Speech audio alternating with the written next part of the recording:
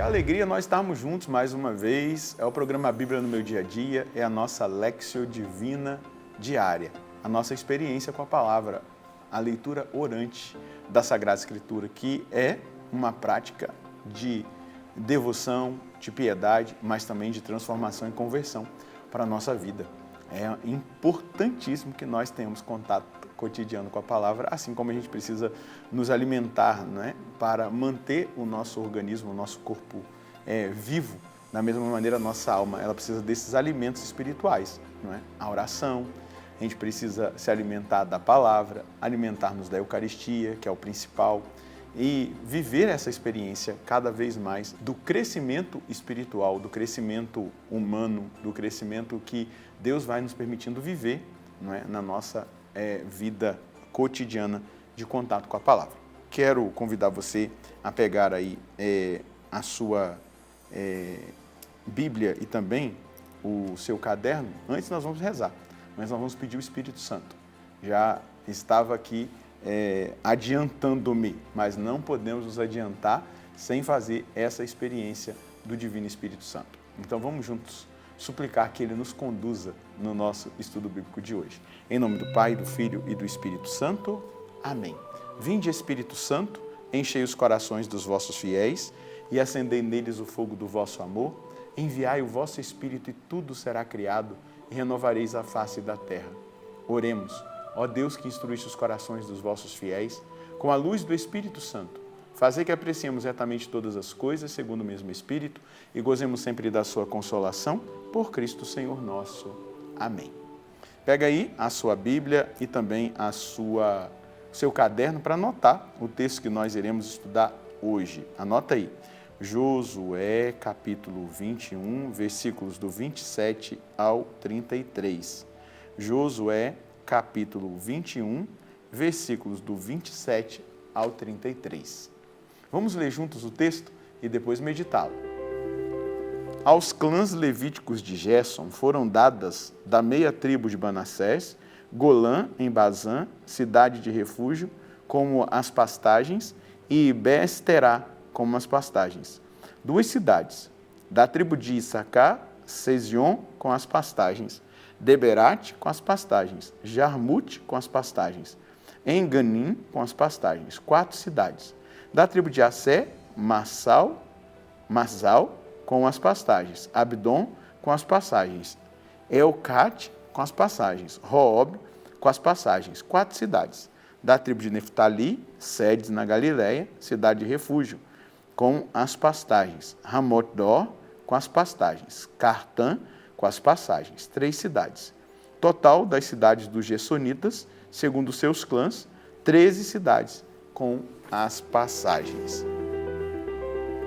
Ainda estamos aqui na realidade da distribuição aos levitas e aos seus clãs. Hoje nós estamos aqui no clã de Gerson, dos Gersonitas. Então é importante que nós compreendamos, está ali ao norte, né, essas cidades, e é importante que nós compreendamos também o zelo de Deus. Deus é zeloso. Isso a gente já sabe, né? Mas a gente vai vendo aqui no concreto, Ele que espalha entre as tribos, não é? A presença dos levitas, daqueles que servem diretamente a Deus e o têm por sua herança. E aí a gente vai percebendo e fazendo memória de todas as características que nós já meditamos aqui no estudo bíblico, na Bíblia no Meu Dia a Dia, da implantação dessas cidades no meio das outras tribos, né? Exatamente para ali serem fermento espiritual, serem aqueles que preservam a aliança, mas também um sinal da presença constante de Deus no meio do povo. Então a gente percebe esse zelo aqui. Mas a missão da tribo de Gerson, no caso dos Gersonitas, né, ela está voltada para a liturgia, mas também dentro daquela dimensão do tabernáculo, da tenda e também das cortinas. Então, eles eram uns servos muito ativos. Eles desmontavam a tenda, né? Carregavam todo aquele material, a questão do tabernáculo, das cortinas. Então, eles eram muito dedicados, eram consagrados a serem cada vez mais servos, não é? Serviam de uma forma muito concreta, não somente na dinâmica espiritual, mas também no ofício, na responsabilidade, não é? Então, eles são aqueles que guardam e servem ao culto, consagrados servidores. Todos os batizados são consagrados, os crismados são consagrados, não é verdade? Pela unção do Espírito.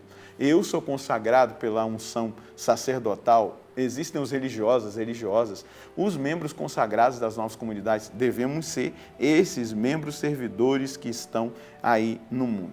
Gerson, ele reflete exatamente isso, né? Os consagrados servidores, que assumem a responsabilidade que têm, assumem a responsabilidade do ofício que receberam de Deus, assumem a responsabilidade da evangelização que deve ser feita com ardor, com parresia, com testemunho, mas também com um desgaste que é próprio da vida apostólica. A gente se cansa, não é verdade? Eu imagino aqui que em cada deslocamento que eles viveram, naquele tempo, a tribo de Gerson vivia o cansaço de carregar toda a estrutura da tenda, o tabernáculo, as cortinas, que eram realidades pesadas, exigentes, penosas, e nós somos chamados a carregar o mundo nas nossas costas, nos nossos ombros, e levá-lo até nosso Senhor. Nós somos chamados a ajudar aquelas pessoas que são difíceis a encontrarem o Senhor, talvez na nossa paciência, no nosso olhar, na nossa acolhida, no nosso abraço, aqueles que são destinados a nós como consagrados servidores. Então, a igreja, nós vemos aqui que uma das cidades onde foi estabelecido também a tribo de Gerson, né? É uma cidade de refúgio. Então, a igreja, como esse refúgio dos pecadores arrependidos, onde a misericórdia precede o castigo, é um grande sinal para a humanidade. Né? A igreja é esse grande sinal, a igreja é esse tabernáculo, a igreja é essa tenda, a igreja é esse lugar onde a misericórdia precede o castigo. E o bonito de ver que Deus não deixa nenhuma região sem a presença consagrada. Quando eu estava me preparando para esse estudo, quando eu tive a ciência dessa realidade, né, de que Deus não deixa nenhuma cidade sem consagrados, eu me recordava de quando eu morei em Palmas e o Dom Alberto pensou na arquidiocese pastoralmente, missionariamente, e ele teve uma visão, né, de toda a arquidiocese cercada por chamas de fogo. E Deus revelou para ele que era para ele chamar os consagrados das novas comunidades. E ele foi colocando em todos os bairros, nas cidades, a presença dos consagrados. Foi impressionante a eficácia da evangelização, o crescimento da catolicidade, o estabelecimento da Igreja Católica em Palmas e ali em todas as cidades que estavam ao redor e que faziam parte da arquidiocese. Exatamente isso. Deus quis colocar a presença dos consagrados, nos levitas, em todas as regiões. Não deixou lugar algum sem a presença dos consagrados. Isso é um sinal. E eu trouxe um testemunho muito concreto e real daquilo que eu vi com os meus próprios olhos, daquilo que eu toquei com as minhas mãos, daquilo que eu fui testemunha. Então, existe realmente uma eficácia. E aqui há algo muito importante que nós precisamos entender. Não é preciso que se tenha título clerical, né, para ser presença profética. É preciso ter testemunho. Às vezes, o título clerical sem testemunho, na verdade, puxa para trás e não empurra para frente. Porque quando não há testemunho, quando não há uma vida coerente, isso gera impacto. Então, que a sua vida seja uma presença profética, aonde você estiver. No seu trabalho, na sua vida social, na igreja. Você precisa ser essa presença profética, onde o povo está. Você precisa levar esse profetismo, espalhar a santidade pelas periferias geográficas e as periferias existenciais. Você precisa mostrar com a sua vida que Deus não abandona os lugares esquecidos e mais marginalizados. Não, a gente vai tocar exatamente nisso. Deus quer estar, e Ele muitas vezes está, seja pela presença da igreja, edifício, templo, tenda, tabernáculo, seja pela presença dos consagrados. Deus quer estar em todos os lugares. Qual é a mensagem que nós podemos colher do estudo bíblico de hoje? O Senhor quer estar em todos os lugares. E como cristãos, ou seja, outros Cristos, devemos levar a presença dele para que muitos o vejam e o experimentem. Sou chamado a levar o testemunho profético de santidade onde eu estiver, no meu trabalho, na sociedade, na escola, na faculdade, nas periferias geográficas e existenciais. Deus conta comigo nesta estratégia de salvação. Fui separado para essa missão.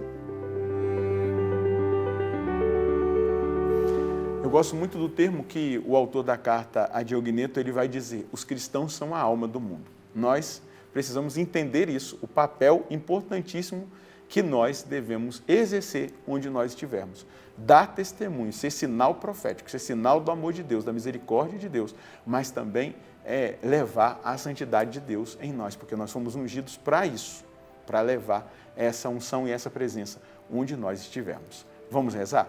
Senhor, obrigado porque o Senhor nos escolheu para esse serviço. Assim como os gersonitas, eles eram consagrados servidores, serviam ao tabernáculo, serviam à tenda, serviam a tudo aquilo que dizia, Senhor Deus, do culto, da adoração.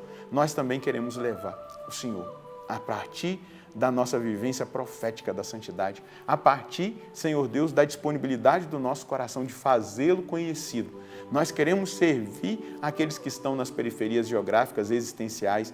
Nós queremos, onde nós estivermos, que o Senhor apareça através de nós, que a luz do Senhor possa brilhar em nós e as pessoas sejam tocadas, elas sejam alcançadas pelo nosso testemunho. É o que agora eu estou pedindo e suplicando por mim e para cada um dos meus irmãos. Amém. Nós temos aprendido muito com essa distribuição das terras. Deus está mostrando coisas muito preciosas para nós. Talvez você vai precisar voltar em estudos anteriores para você colher aquilo que Deus está revelando. Mas é muito importante que eu e você assumamos quem nós somos. Nós somos cristãos, ungidos no batismo, no crisma, e devemos levar o perfume de Cristo para onde nós estivermos, onde nós caminharmos, e também estratégias que nós vivermos, seja na pastoral, na vida missionária, na igreja, para que as pessoas possam encontrar o Cristo em nós. Deus abençoe você, Deus abençoe a sua família. Nós encontraremos no próximo programa, se Deus quiser, no nome do Pai, do Filho e do Espírito Santo. Amém.